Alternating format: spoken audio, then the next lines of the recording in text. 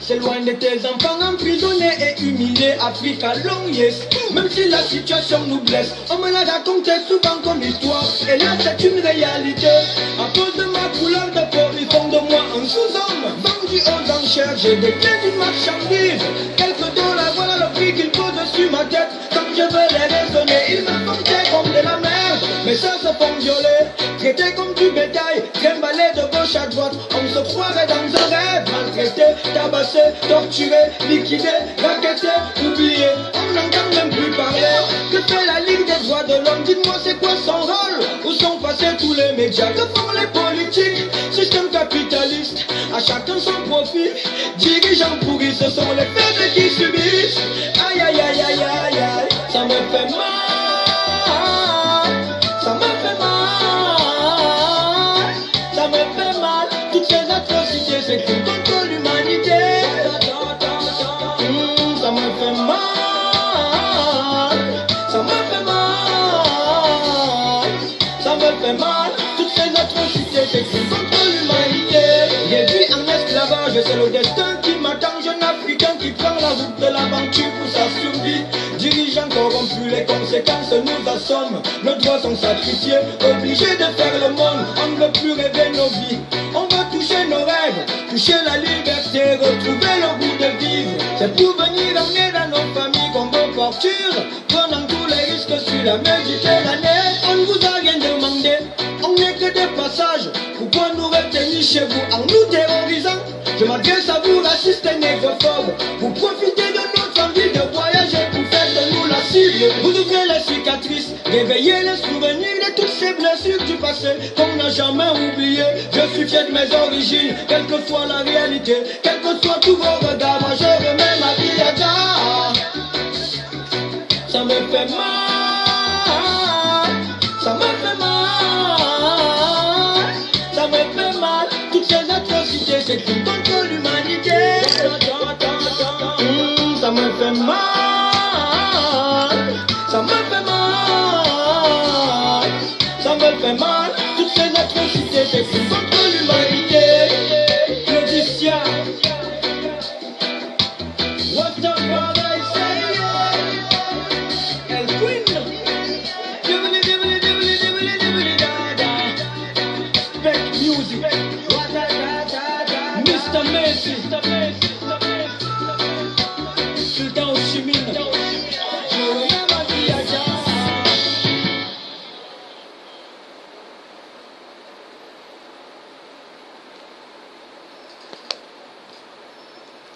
Donc nous sommes dans le direct aujourd'hui, le direct de la vérité comme on fait d'habitude. Alors, les alliés occidentaux 666 arment Boko Haram pour avoir le contrôle à l'Afrique suite aux richesses minières. Oui, les richesses minières font énormément plaisir à la communauté internationale du sang. Des gens qui n'aiment pas le peuple africain, mais qui aiment voler immensement les minéraux au Congo RDC, au Congo Brazzaville, ainsi qu'au Gabon. Ils aiment voler les minéraux. Alors, qu'est-ce que nous devons faire? Est-ce que nous allons continuer à assister à la comédie? Non, nous n'allons pas continuer à assister la comédie. Nous allons être debout pour revendiquer ce qui est droit. Oui, car nous avons le droit de revendiquer ce qui est droit. Si ça continue à couper, je suis vendu 4 fois comme esclave, entre 400 et 500 euros, 260 à 320 000 francs CFA. Yeah, yeah, yeah. Reggae revolution. Come on. What's up, alright?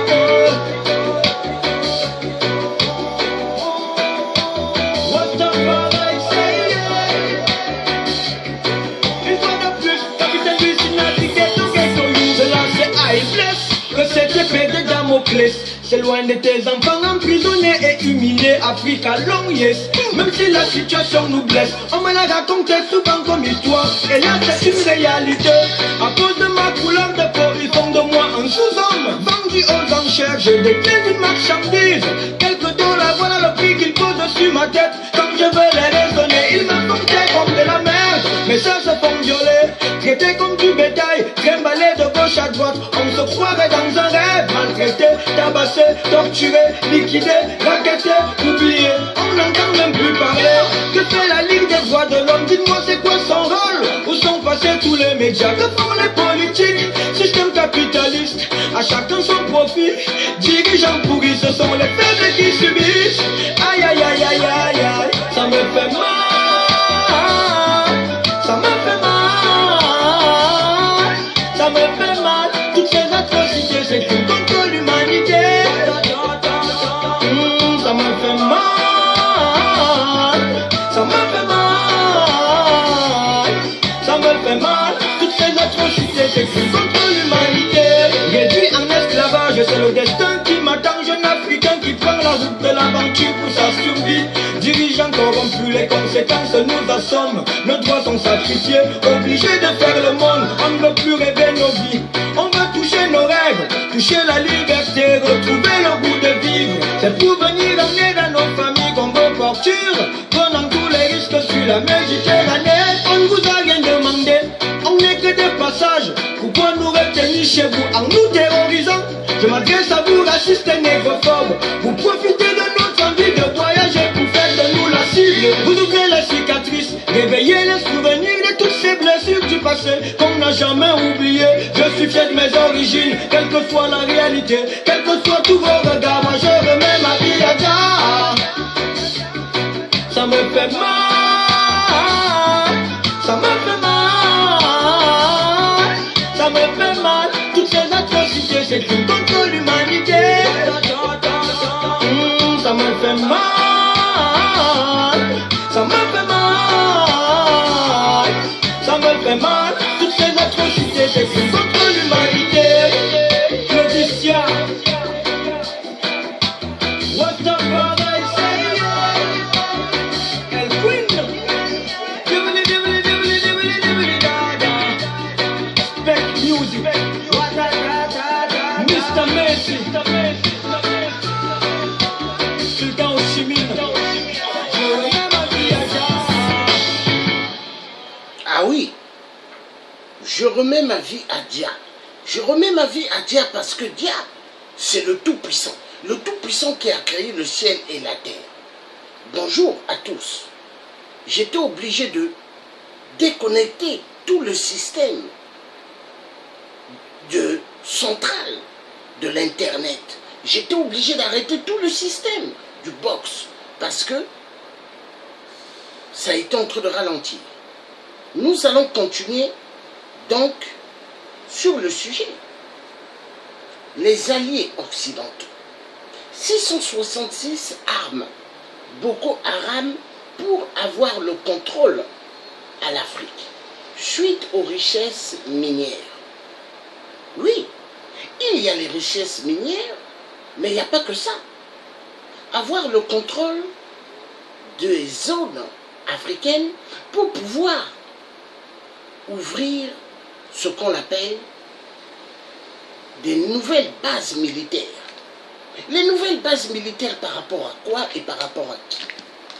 Le sujet est vraiment un bon sujet tangible à savoir et à connaître parce que le peuple africain, le peuple noir ne doit plus être juste des consommateurs, ne doivent pas juste manger et boire ou payer les vêtements pour s'habiller. Non, l'homme noir n'est pas venu sur terre juste pour pouvoir être consommateur et pouvoir boire. Non.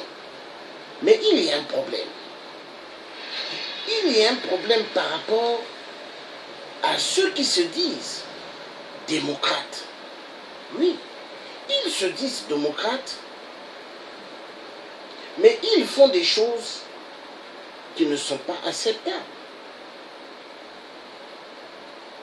et ces choses qui ne sont pas acceptables doivent être mis à la disposition du peuple. Donc, il y a la base des plusieurs bases militaires que les Américains ouvrent en Afrique centrale. Ces bases, on les appelle l'Africom. Oui, l'Africom. Pourquoi l'Africom? C'est des bases militaires qui doivent avoir contrôle à toutes les zones africaines pour pouvoir, soi-disant, sécuriser les zones par rapport au système terroriste. Mais est-ce que ces petits systèmes terroristes peuvent avoir la même mise sur les armes comme ça? Nous ne sommes pas des idiots. Et en tant qu'anciens soldats militaires, les armes sont données par les Occidentaux pour créer la zizanie dans la zone de l'Afrique. Qu'il y ait des turbulences. Pourquoi? Les minéraux, secondo, avoir le contrôle de toute la zone d'Afrique. Et troisièmement, la récolonisation. Souvenez-vous à l'époque, pendant les campagnes, qu'est-ce que le président Donald Trump est en train de dire? L'Afrique mérite encore d'être récolonisée. Voilà. Alors, est-ce que nous, aujourd'hui, cette génération, allons-nous accepter encore, comme nos parents ont connu à l'époque, nous allons accepter qu'on nous frappe des taloches de marteau? Non, je ne pense pas. Les Africains ne sont pas des idiots aujourd'hui. Les Africains aujourd'hui sont très intelligents et bien éveillés contre le bateau Titanic. Car le bateau Titanic, c'est pas le Titanic que nous avons vu avant, le Titanic qui avait coulé. Non, ça c'est un Titanic avec plusieurs façades de lance-roquettes.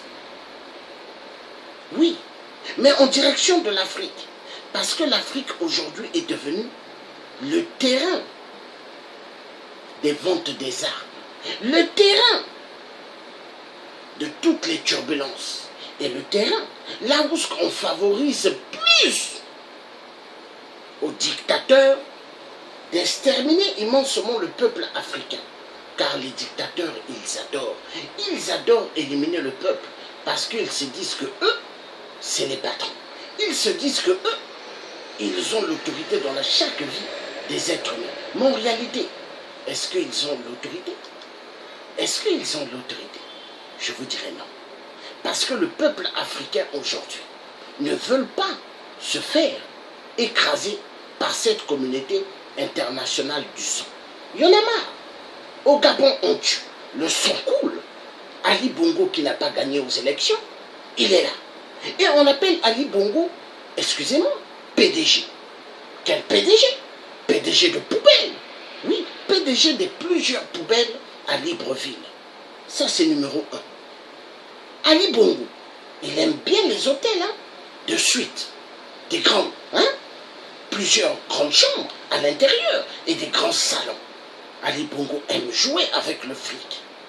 La France-Afrique, il faut casquer les frics dans plusieurs fenêtres. Donc, nous allons démarrer le sujet sur Boko Haram. Boko Haram.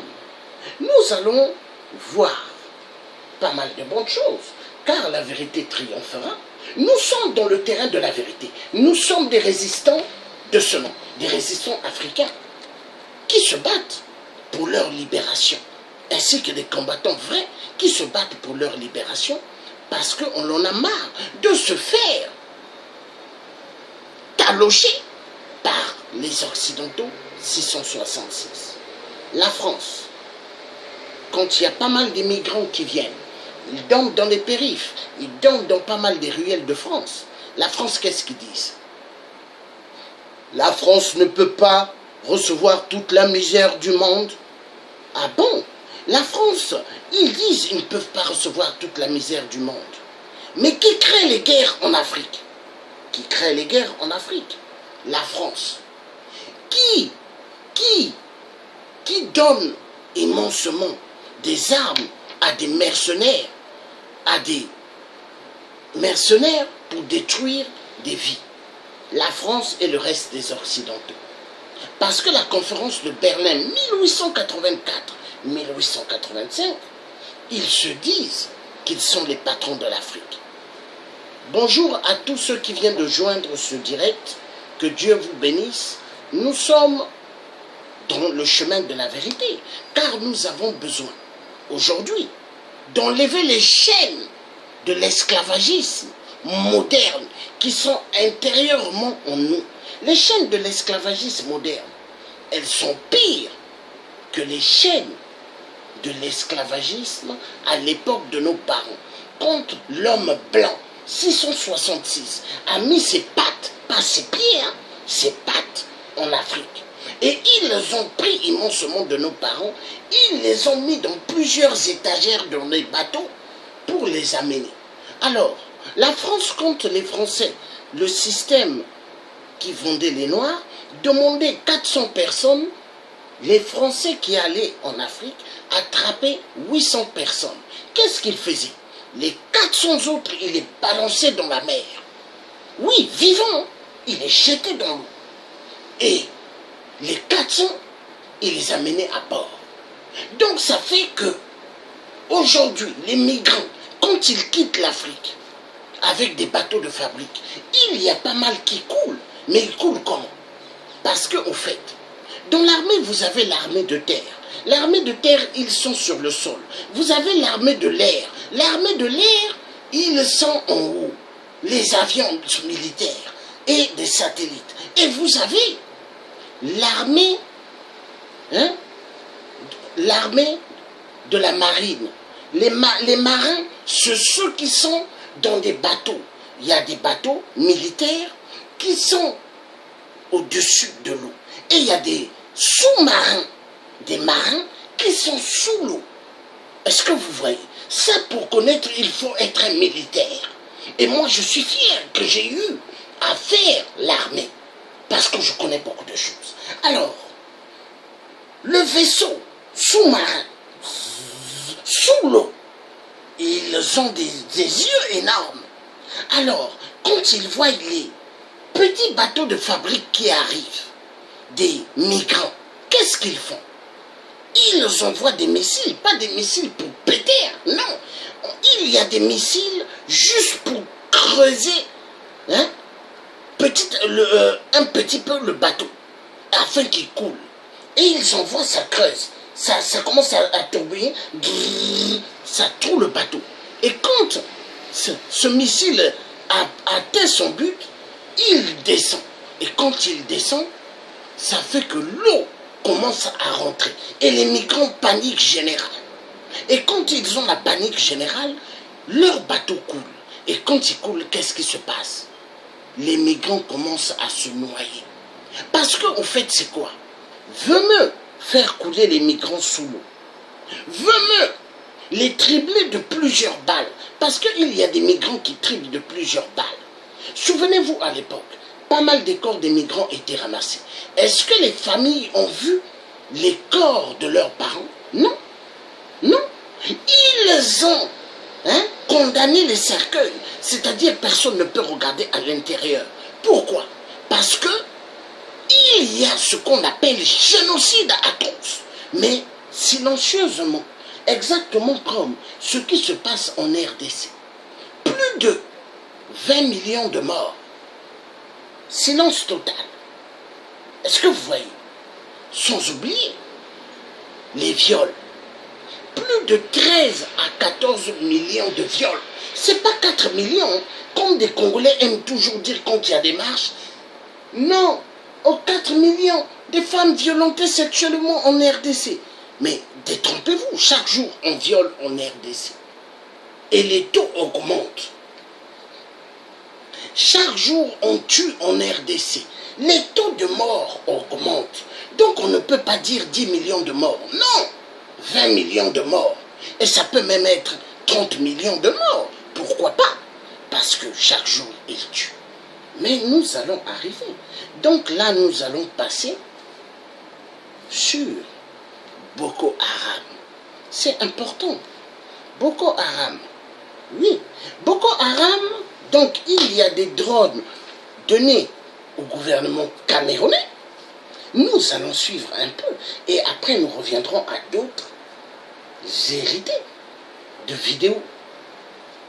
Guingamp, la communauté internationale du sang. Nous allons vous talocher, c'est-à-dire, vous allez répondre un jour aux crimes contre l'humanité que vous êtes en train de faire dans le monde. Mais parce que vous êtes juste une petite minorité, élue par le peuple européen et américain. Mais quand on vous élue, c'est pas pour aller tuer des gens, mais c'est pour travailler pour les peuples. Mais qu'est-ce que vous faites? Vous massacrez immensement des vies. Est-ce que c'est normal? C'est pas normal. Alors, en France, on dit liberté, égalité, fraternité. Alors, liberté en France qui veut dire, tu n'es pas vraiment libre comme tu penses. Ferme ta gueule. Fraternité, tu n'es pas vraiment fraternel vis-à-vis des autres. Ferme ta gueule. C'est comme ça. Donc, liberté, fraternité, mais on dit liberté, égalité. Alors, quand ils disent égalité, mais égalité, on doit être égaux. Est-ce que ce que les députés ont, les députés, ils ont une super belle vie. Ils ne payent pas le lait, ils ne payent pas le pain, ils ne connaissent même pas le prix d'une baguette, ils ne connaissent pas le prix des croissants, ils ne connaissent pas le prix du poulet. Est-ce que vous voyez, dans les restaurants, quand ils rentrent, ils ont des super bancs donnés, ils prennent la nourriture gratuitement dans les restaurants. Est-ce que vous voyez, ils ont une super belle vie. Alors, quand ils voyagent pour aller à la communauté européenne, avant d'y aller, au siège européen à Bruxelles, ils ont une prime qu'on leur donne à Bruxelles. Mais est-ce que tous les députés vont à Bruxelles? Je ne pense pas. Donc c'est un grand cinéma de détournement de fonds. Pendant ce temps, il y a des retraités. Est-ce qu'ils gagnent bien leur retraite? Que dalle. D'autres 600, d'autres 700, d'autres 800, d'autres 900. Et surtout pas. Est-ce que vous voyez? Il y a des gens, soi-disant, la mutuelle, la sécurité. Mais il y en a qui n'ont pas la sécurité. Et ni la mutuelle. Où va notre France? Guingamp, on va tous les talocher, la vérité triomphera. Parce que nous sommes dans un monde où ce qu'il y a, quand on dit liberté, le citoyen doit s'exprimer. Souvenez-vous, en 1800, en 68 plutôt, 68, qu'est-ce qu'il y a eu? Révolution. Révolution, le peuple français se sont levés. Nous allons suivre Boko Haram. C'est parti avec Boko Haram, les drones. Et après, nous allons voir autre super bonne chose. La vie, il ne faut pas avoir peur. Il faut s'exprimer. Parce que l'homme qui a peur, c'est l'homme qui va être détruit. Oui. Les citoyens africains qui ont besoin d'être libérés des enchaînements doivent s'exprimer. Qui ne s'exprime pas est un homme mort.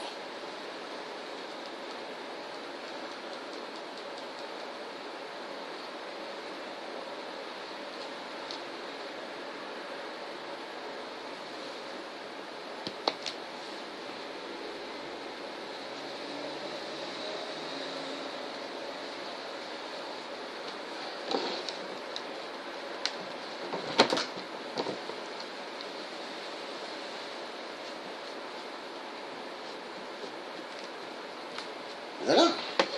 Donc, nous allons suivre. Alors, ne me fais pas ça. S'il te plaît, il faut marcher.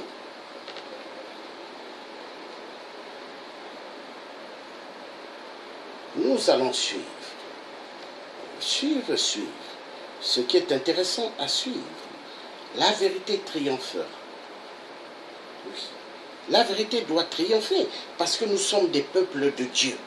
Et les peuples de Dieu ont besoin d'une vérité. Voilà.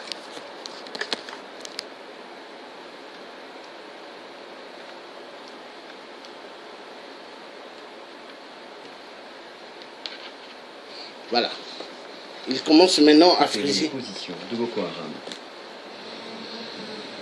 Ça permet, n'est-ce pas, de réduire l'effort humain. C'est une sécurité supplémentaire. Ça ne veut pas dire que ceux qui sont ici n'ont pas assuré de sécurité, mais nous voulons être sûrs que nous travaillons dans les mêmes normes. C'est une sécurité de plus. L'enjeu pour l'armée du Cameroun, quadriller sa frontière nord. Un travail particulièrement délicat qui se fait conjointement avec les armées des pays voisins. Le drone vient enrichir l'arsenal des soldats engagés dans cette bataille. On arrive, on envoie, on essaye de balayer à peu près 2 km, 3 km environ. Nous avons quand même des moyens de surveillance qui peuvent se faire grâce aux mini-drones que nous avons.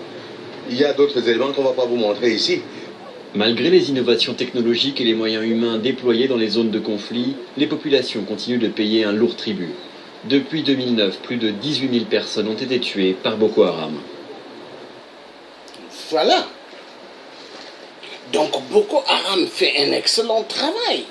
Ils font un excellent travail, mais parce que Boko Haram, ce sont des gens, mais au fait, qui n'ont rien compris. Qui n'ont rien compris, ils sont exactement comme les dictateurs africains. Oui, Boko Haram. Oui, ils sont comme les dictateurs africains. Donc,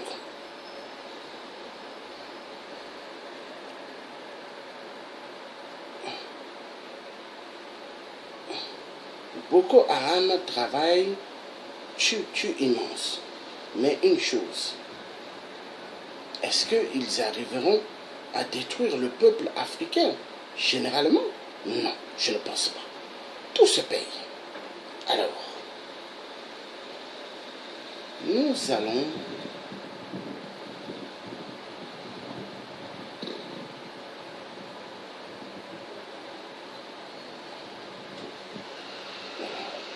Nous sommes d'abord avec Boko Haram, c'est très important.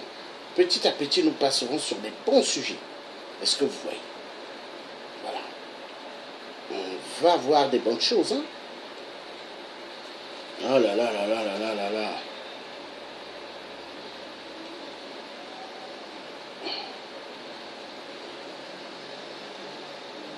Voilà. Village meurtri.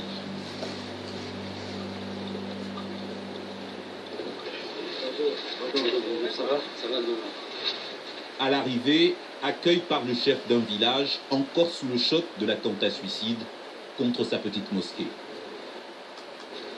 Comme vous pouvez constater, comme ça, ils sont en train de... Oh non, non, non, non, non, c'est pas le moment, c'est pas le moment. Hein? Ah là là là là là là.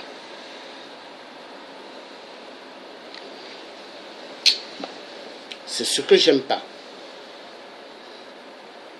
d'enlever les pierres pour sortir les corps. Sur cette vidéo amateur, la mosquée filmée après l'attentat par le premier militaire arrivé sur le site. Vous pouvez constater dans cette mosquée, il y a eu 13 mois, effectivement. Ça, c'est les éclats de l'explosion. Là, il y avait au moins 3 cadavres. De l'autre côté, 4. Il y avait aussi quelques cadavres ici. Le kamikaze était là. Ses jambes. L'autre jambe était là. Et le kamikaze est venu. Dès qu'il est entré, il a fait déclencher sa charge. La tête s'est retrouvée de l'autre côté. Et puis quand elle s'explose, la tête part plus loin.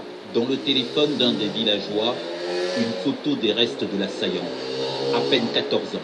Un adolescent enrôlé par les djihadistes nigérians, tout comme ces adolescentes, arrêtés avant d'avoir pu actionner leurs engins explosifs. Des grenades fabriquées à partir de bombes à sous-munitions. L'arsenal type des kamikazes, désormais traqué par l'unité d'élite de l'armée camerounaise. Allez-y, allez-y, votre véhicule.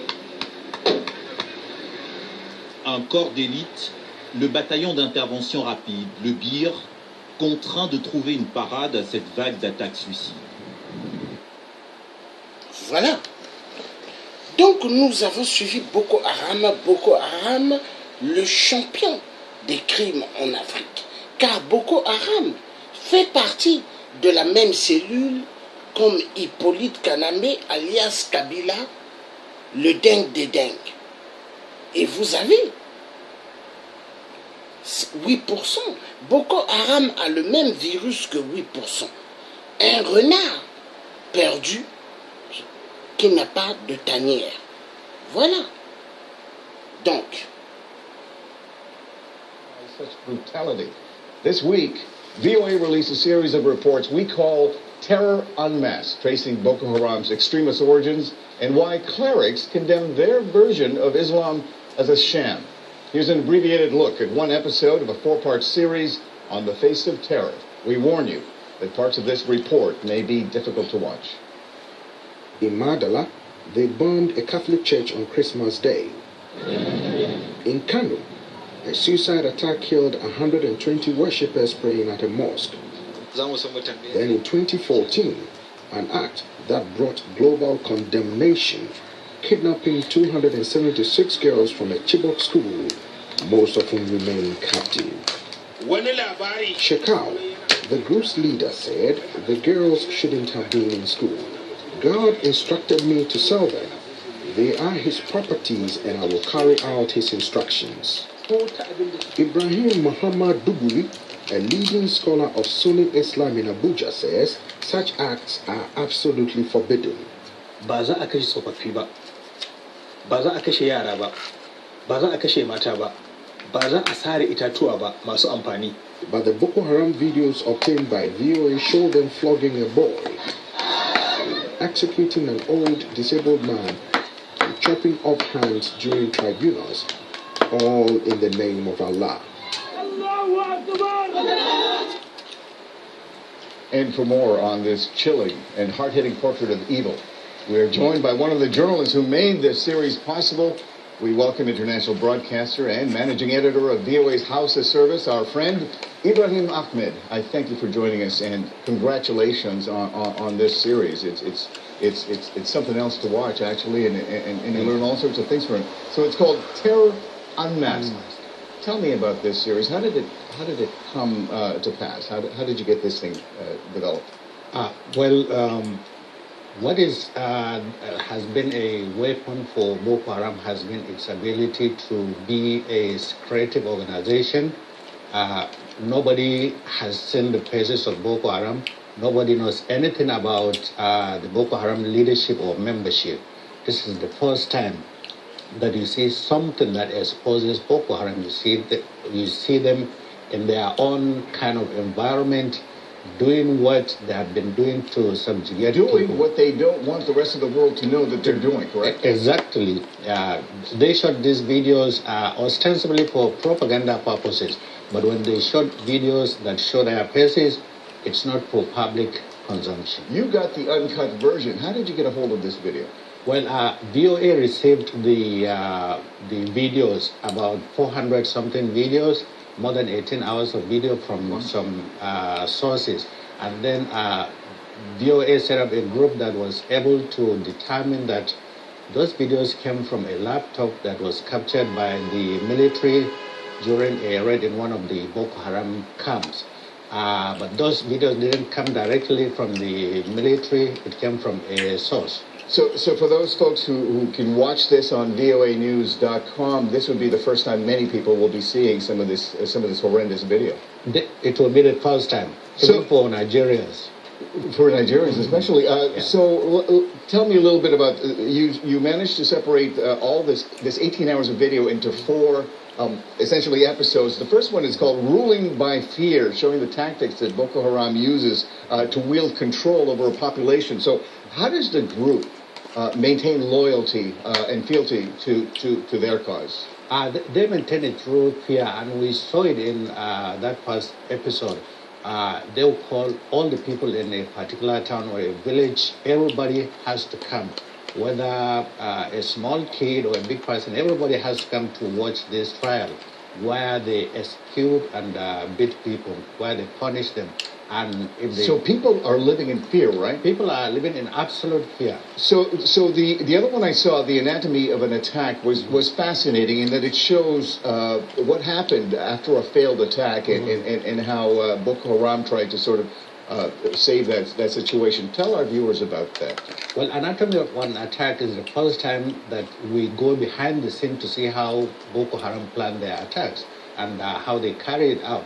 But also we saw the frustration they get into when they were not able to succeed in one of their attacks. And when they're frustrated, they cause even more harm, They don't they? cause even more harm. They just kill people for nothing.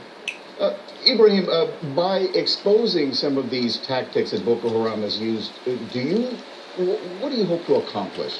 Well, this is to show the world why Boko Haram in 2014 was termed the deadliest terror organization, ahead of groups like ISIS, Al-Qaeda, Al-Shabaab, and others.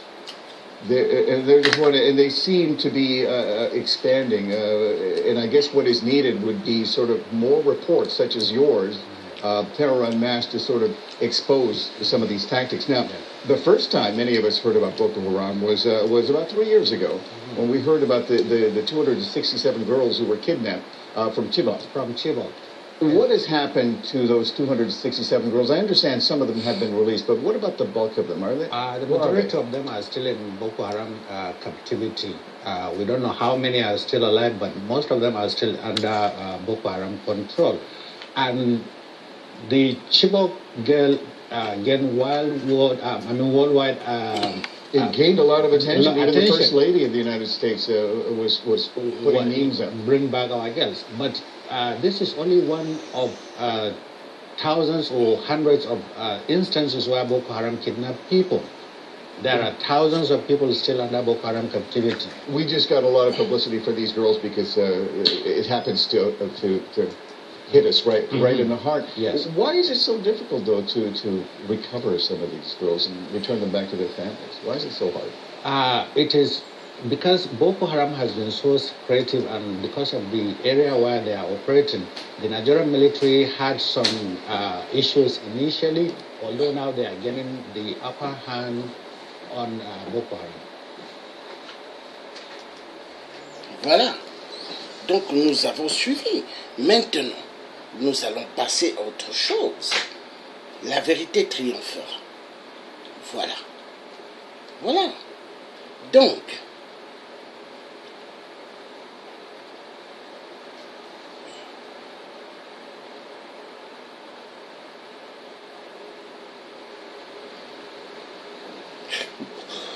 excusez-moi, nous allons...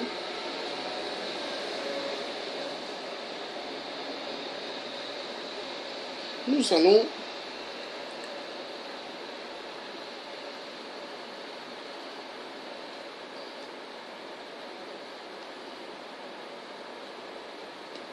leader de Boko Haram, Idriss Déby, affirme qu'Aboubacar Shekau était à Dikwa, dans le nord-est du Nigeria, lorsque les Tchadiens ont repris cette ville il y a 2 jours. Il l'appelle à se rendre, sinon il sera anéanti. Vous l'entendrez dès le début de ce journal. En Afrique du Sud, les pompiers luttent toujours contre les flammes dans la région du Cap. Des centaines de personnes ont dû être évacuées. En 4 jours, des maisons, hôtels et des milliers d'hectares de cette zone très touristique ont été carbonisés.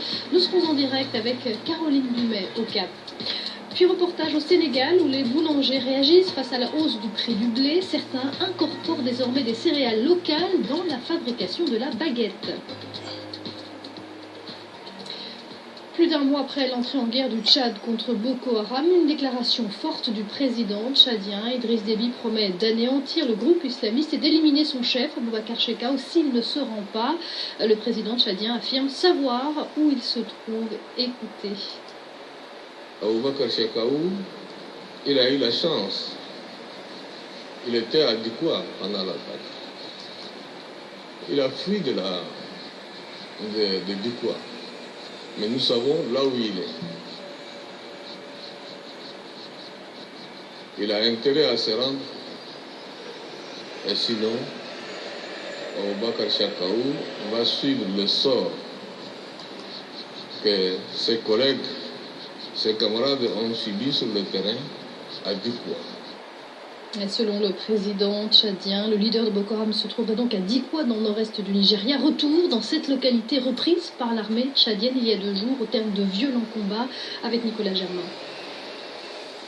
L'armée nigériane aurait bien aimé reprendre la ville de Dikwa aux combattants de Boko Haram, mais une nouvelle fois, ce sont les troupes tchadiennes qui les ont délogés. Elles avancent toujours plus loin en territoire nigérian. Ce bâtiment était un quartier général des djihadistes. À l'intérieur, des dizaines de cadavres. L'armée tchadienne, considérée comme la meilleure dans la région, affirme avoir tué une centaine d'hommes. Elle compte 1 mort et 34 blessés parmi ses rangs. Les blessés, c'est dû à l'explosion d'un véhicule kamikaze bourré de gaz qui est venu se faire exploser sur la position de nos éléments. C'est comme ça que vous avez vu la plupart brûler à la main, aux jambes et au ventre. D'autres corps de djihadistes gisent aux abords de la ville. Les militaires tchadiens présentent l'arsenal qu'ils ont trouvé sur place. Un général explique comment Boko Haram recrute dans la région. Ils ramassent les enfants de chaque village par la force. Vous avez 2 enfants, on vous dit donnez-nous les 2 enfants ou bien on vous égorge. Vous êtes obligé de céder les enfants. Donc c'est comme ça qu'ils sont en train de faire un recrutement massif dans toutes les villes. Malgré le déploiement d'une coalition régionale, Boko Haram continue presque chaque jour ses raids meurtriers dans le nord-est du Nigeria et dans les pays voisins de la région du lac Tchad. Nous allons revenir à présent sur cette décision inédite de la Cour pénale internationale qui redonne de l'espoir à de nombreux anciens. Donc nous avons des sérieux problèmes en Afrique. C'est Boko Haram. Mais qui n'est qu'une cellule des multinationales et des restes de ce soi-disant gouvernement. Bon, nous allons suivre. Aux origines de la secte, financement, nous allons suivre. Donc, à cette époque, un industriel français... Excusez-moi, on arrive. C'est Boko Haram qui travaille pour les Occidentaux à l'extermination du peuple noir.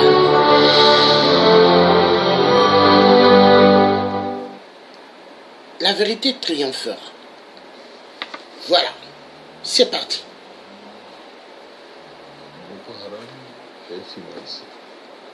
Boko Haram a reçu des matériels, y compris des matériels blindés sur le terrain. De qui, je ne le sais pas. Mais en réalité, il le sait. Souvenez-vous à l'époque, Idriss Déby avait dit, il sait, mais il a souri. Mais après, il avait eu à dire, c'est la France. Mais il n'y a pas que la France qui donne.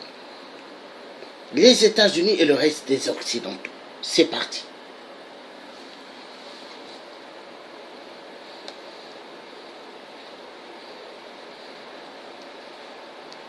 Alors, c'est vrai que dans les attentats kamikazes, les djihadistes nigérians utilisent des explosifs de fabrication française. Bonjour Olivier Four. Bonjour. Merci d'être avec nous. Vous êtes spécialiste des questions militaires à RFI. Vous avez mené l'enquête. Quelles sont vos conclusions, Olivier? Alors, je voudrais pas qu'il y ait de malentendus autour de ce sujet.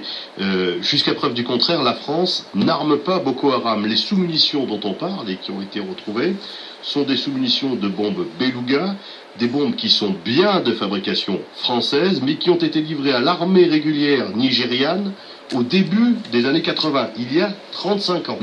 Donc ce pays avait acheté des bombes à sous-munitions de ce type, fabriquées par Matra, pour équiper ses avions d'attaque anti-jet, des avions d'ailleurs dont elle dispose encore en certain nombre. Et il faut préciser, Olivier, qu'à l'époque, aucun traité international n'interdisait la vente de ces armes. Oui, clairement. En 2008, vous savez qu'il y a eu la convention d'Oslo sur les sous-munitions, qui a été ratifiée et signée par un certain nombre de pays. Mais à l'époque, la fabrication, la vente et le stockage de ces armes étaient libres. Donc, à cette époque, un industriel français a vendu à l'armée nigériane des bombes de ce type qui, aujourd'hui, refont surface aux mains de Boko Haram. Alors la question qu'on se pose évidemment, c'est comment 30 ans après leur fabrication, ces armes françaises se retrouvent entre les mains de Boko Haram. Alors la réponse, on n'a pas de preuves formelles, mais enfin on a quand même quelques faisceaux d'indications. La réponse, on la connaît, c'est des prises de guerre, des pillages menés par Boko Haram. Vous savez qu'il y a eu certains stocks de l'armée nigériane qui ont été pillés. Vous savez que le matériel de guerre peut être stocké sur des bases aériennes, mais pas seulement. On peut être aussi enfoui dans des bunkers, des choses comme ça. Donc c'est des armes qui ont pu être récupérées. C'est aussi du matériel qui a pu être abandonné par l'armée nigériane. Il faut dire que l'armée nigériane a plusieurs fois fui devant l'avancée de Boko Haram. Exactement. En laissant des casernes remplies d'armes. Remplis d'armement. Alors après, évidemment, ces armes sont récupérées et les artificiers de Boko Haram utilisent la substance active, c'est-à-dire l'explosif, et le corps de cette sous-munition. C'est l'équivalent en fait d'un obus de mortier. Oui, parce que ce sont des bombes, à l'origine des bombes pour des avions. Hein, vous avez parlé à l'origine, c'est ça. Donc ce sont des bombes qui pèsent plusieurs centaines de kilos. À l'origine, c'est ça. Ce sont des bombes qui font quasiment 3 mètres, qui pèsent 300 kilos. Mais ce sont des bombes à sous-munitions. Donc à l'intérieur de ces bombes, ce sont des containers. Hein, en fait, il y a 151 grenades de 66 mm de diamètre, donc de 6 cm de diamètre. Ces grenades ont un effet dévastateur, surtout quand elles sont tirées en série. C'est-à-dire qu'en fait, ces munitions, c'était ce qu'on appelait à l'époque, maintenant ça a un peu disparu, des armes de saturation. C'est-à-dire que la bombe se détachait et éjectait ces 150 grenades sur une surface qui faisait à peu près 120 mètres par 40 mètres de large.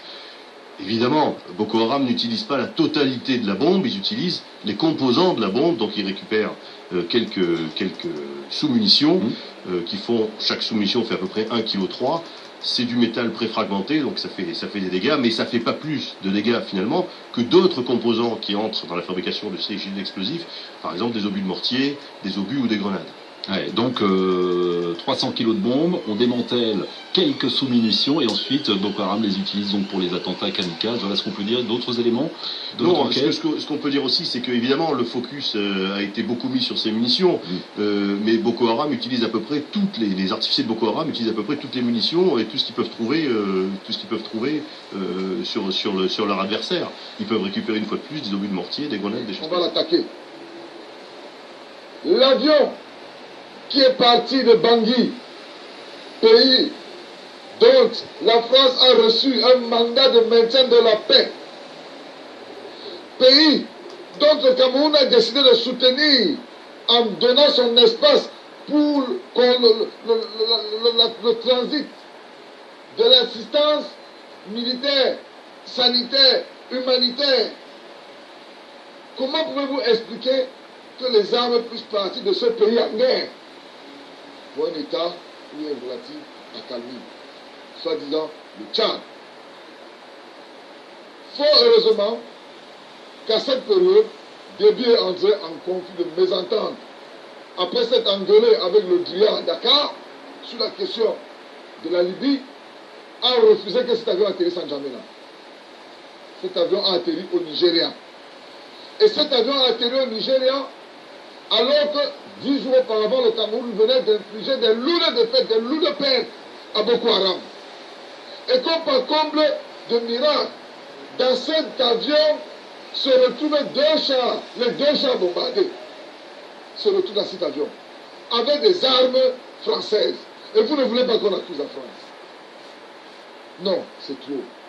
Est-ce qu'on peut nous dire, est-ce que le gouvernement du Nigeria peut nous dire, c'est que le 530 militaire qui a déchargé les armes à 100 km après la frontière du Cameroun, il y a 8 jours, c'est ces armes-là qu'on a attaqué le Cameroun il y a quelques jours.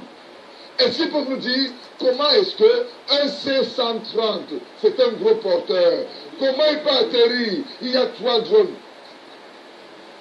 français, Dakar, au Centrafrique, au Nigeria. Ils n'ont rien vu. Vous voulez qu'on accuse qui? Non, on va accuser la France.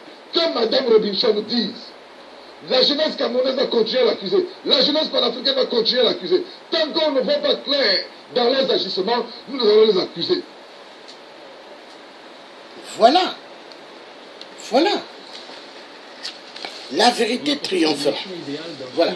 de science-fiction, des méchants qui vont crier soi-disant Allahu Akbar, qui vont kidnapper des filles, comme c'était écrit dans les livres saints, qu'on pouvait voler les enfants, violer les enfants, etc., et les revendre. On a assisté à une campagne virale assez exceptionnelle en retour, donc, qui émane à la base des États-Unis, qui disait « Bring back our girls », hein, ramenez-nous nos filles, ramenez les filles. Un véritable homme ne kidnappe pas des enfants, ce qui est la vérité, et toute personne éprise de morale ne peut être que touchée par cet élan de solidarité internationale contre ces méchants enturbanés sortis non pas de Walt Disney, mais de Mamadou, au pays non pas des merveilles, mais des horreurs. Mais la nuance, après ce conte de fées et de taille, lorsqu'on creuse véritablement sous l'aspect géopolitique des choses, et qu'on regarde l'envers du décor de cette campagne politique et médiatique rondement menée. On assiste à une similitude assez exceptionnelle avec ce qui s'est passé au Moyen-Orient avec des groupes prétendument salafistes, takfiristes, on pourrait même le dire, des personnes qui étaient capables de décapiter, d'égorger des co-religionnaires, et qui, en réalité, dans leur manière d'agir, étaient les plus grands alliés, il faut le dire, des États-Unis dans leur volonté d'installer des bases militaires dans des régions du monde qui voulaient être contrôlées par l'impérialisme américain sans être dans le manichéisme le plus total. Et on voit en Afrique que derrière ces sympathiques, et c'est ironique de le dire, membres de Boko Haram, il y a quelque chose dont on parle très peu, l'Africom. Je ne sais pas si vous avez déjà entendu parler de l'Africom. Qui en a entendu parler autour de cette table? L'Africom. Alors, l'Africom, c'est un commandement militaire US spécialement dédié à l'Afrique, qui se déploie de manière spectaculaire, progressive mais spectaculaire sur le continent africain, comme par hasard dans des endroits où les richesses minières, où le pétrole est très présent. C'est un hasard, hein. On ne va pas dire que c'est simplement pour le pétrole que ces forces américaines sont là. Et ce groupe Africom a été fondé par l'IASPS, donc c'est l'Institut d'avancée stratégique des études politiques, un groupe, un think tank israélo-états-unien, tiens, convergence d'intérêts, mais on dira que c'est un hasard. Derrière le hasard se cachent peut-être parfois les casards, mais bon bref, qui a pour objectif donc d'établir une politique de déploiement réel sur le continent africain dans toutes les zones où le pétrole, les richesses naturelles sont présentes. Et pour ce faire, ils sont dans une logique aujourd'hui d'exacerber les tensions. C'est quelque chose qu'on analyse et qu'on voit entre groupes ethniques différents, entre groupes religieux différents. On a une stratégie aujourd'hui qui peut rejoindre la théorie de Zbigniew Brzezinski, l'américain, théoricien américain, qui, dans sa logique d'arc de crise, avait tracé tout un grand croissant, partant du Moyen-Orient, qui s'est par la suite étendu au continent africain, de zones qu'il fallait balkaniser, fragiliser, pour installer des bases militaires américaines. Là, on est très loin du romantisme présenté par Obama ou Michelle Obama, qui venait avec sa pancarte et qui disait « Ramenez-nous nos enfants ». Derrière ces intérêts, derrière cette émotion suscitée de manière mondiale, il y a des intérêts militaro-industriels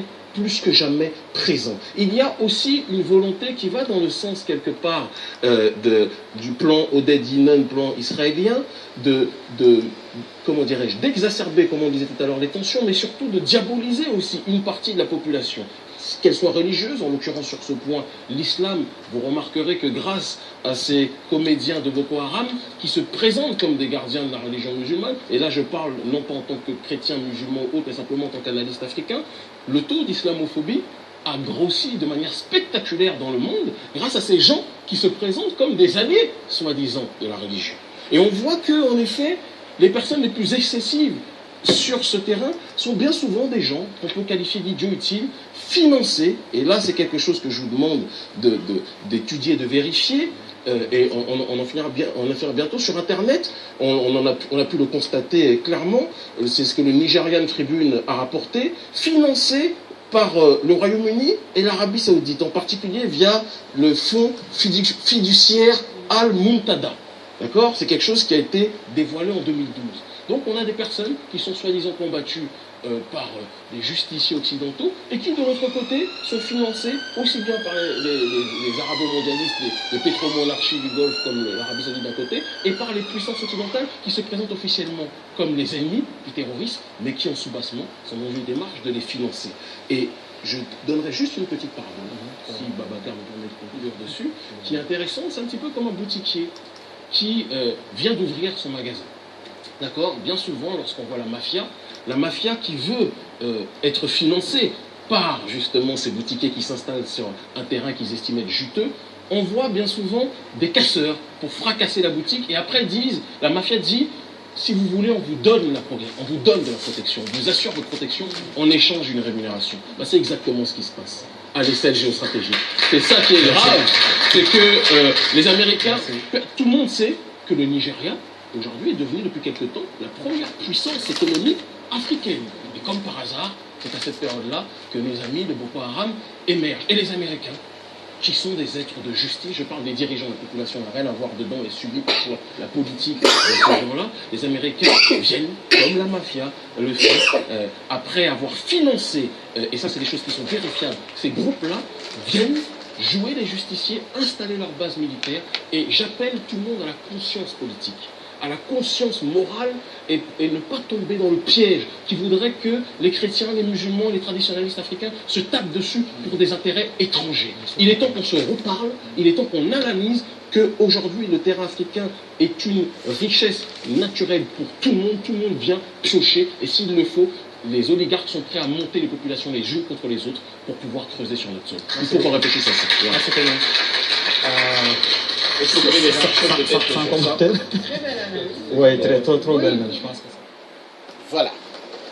Donc vous avez vu, la vérité triomphera. Voilà, le monde de la vérité. Dieu aime la vérité. Ce qui est caché, Dieu fait à ce que les gens puissent être au courant. Donc, j'appelle tout le monde à la conscience politique. Il faut que tout le monde ait la conscience politique. Parce que nous sommes dirigés par des systèmes politiques 666. Des gens qui n'ont pas de cœur. Et il faut avoir l'œil sur eux. Est-ce que vous voyez? Il ne faut pas dire non, j'aime pas la politique. Ça ne m'intéresse pas. Oui. La politique, quand vous dites ou tu dis ça ne m'intéresse pas, mais la politique viendra te chercher.